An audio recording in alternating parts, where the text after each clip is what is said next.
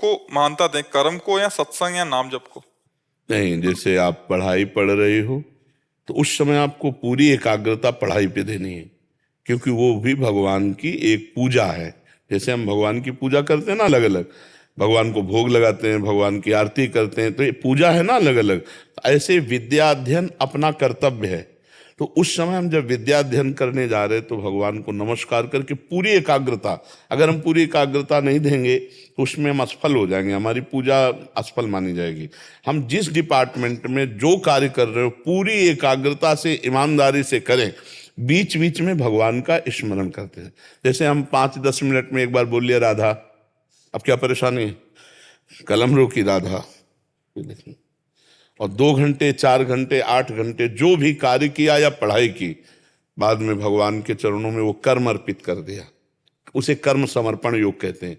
हे प्रभु, 6 घंटे से ये जो हम पढ़ाई कर्म कर रहे थे, इसमें जो भी त्रुटि हुई हो और आपका जो भी विस्मरण हुआ हो, वो सब समय आपके चरणों में समर्पित। आपकी आध्यात्मिक उन्नति पक्का, आप आध्यात्मिक यात्रा कर रहे हैं। जब युद्ध अध्यात्म हो सकता है तो और क्या बकाया रहेगा। युद्ध में तो गला काटना है ना। भगवान करे मामनुस्मर युद्ध च, मेरा स्मरण करते हुए युद्ध कर। तो अपने लोग बिल्कुल मतलब 2 डिपार्टमेंट कर लिए, एक भगवान का डिपार्टमेंट और एक संसार का डिपार्टमेंट, इसलिए हम परेशान हो जाते हैं। अगर हम भगवान और संसार को एक कर लें तो समस्या न रह जाए। और एक ही है, दूसरा कोई है ले, उसी का खेल है और सबकी जिम्मेवारी है अपने अपने कर्तव्य का पालन। कोई किसी की बहन है, कोई किसी की बेटी है, कोई किसी की पत्नी है, कोई किसी की माँ है, सबका अलग अलग कर्तव्य है और एक ही शरीर से कई कर्तव्यों का पालन करना है। इन कर्तव्यों का ठीक ठीक पालन कर लेने का मतलब है भगवान की आराधना। दूसरे से सुख ना चाहते हुए हम अपने कर्तव्य का दूसरे के प्रति पालन करें, ये भगवान की आराधना हो जाएगी। आप हर समय प्रसन्न रहेंगे यदि भगवत आराधना में रहेंगे। भगवत आराधना का मतलब केवल माला चलाना ही नहीं है, अपने कर्तव्य का सांगोपांग पालन करना है। गुरुदेव, जैसे मैंने अभी सीए की पढ़ाई पूरी करी है, अब मैं व्यापार शुरू कर रही हूँ, तो उसकी वजह से जैसे आपने कहा अभ्यासरत रहो, तो रात तक लेट तक काम करना पड़ता है अपना सब कुछ। और ऐसा लगता है आपसे हम तब मिलते हैं जब हम सत्संग सुनते हैं, मतलब ऐसा लगता है हम आपसे उस दिन निकटता लगती है जब हमने सत्संग सुना। तो हमने भागवत सुनने का नियम शुरू करा, पर तब काम लगता है और अभी नहीं, हमें ये बताइए 24 घंटे में आप कितने घंटे काम कर सकते हैं जो बिल्कुल तन्मयता पूर्वक कर सकते हैं? गुरुदेव 10-12 घंटे। 12 घंटे 30 मिनट सत्संग सुन लीजिए। 30 मिनट 12 घंटे अगर हम काम कर रहे हैं और 30 मिनट हम सत्संग के लिए निकाल लेते हैं तो क्या हमारा घाटा हो जाएगा? 6 घंटे 8 घंटे शयन के लिए होते हैं, 12 घंटे काम के लिए होते हैं।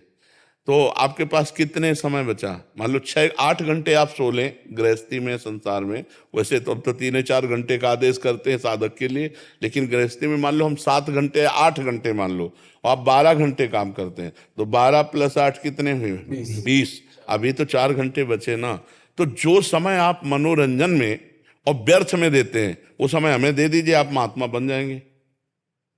आप इस हमारे प्रश्न का उत्तर दीजिए कि आप 12 घंटे काम कीजिए और वो 12 घंटे ठाकुर जी को समर्पित करने के लिए 1 मिनट लगता है, ठीक है?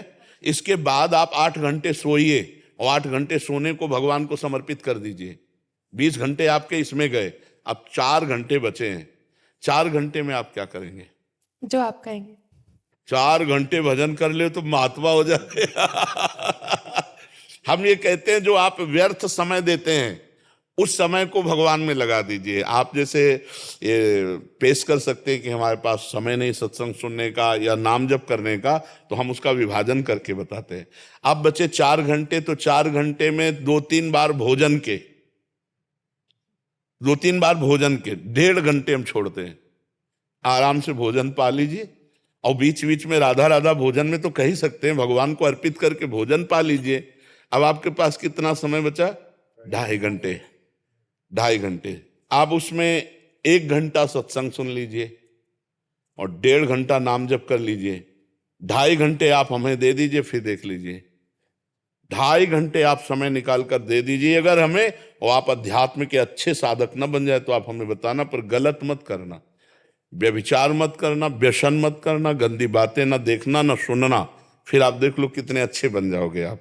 अगर आप गंदी बात बीच में करते रहोगे तो फिर आपको लगेगा कि मैं जो कर रहा हूं उसका कुछ अनुभव नहीं हो रहा है, क्योंकि घड़े में अगर एक भी छेद कर दो तो धीरे धीरे पानी उससे निकलता जाएगा। तो ऐसे ही अगर हमारे दोष हैं गलत धर्माचरण विरुद्ध अधर्म आचरण, तो फिर आपको आनंद नहीं मिलेगा। हम पहले कह रहे हैं अधर्माचरण का जब तक नाश नहीं होगा तब तक भगवदानंद का स्फुरण नहीं होता।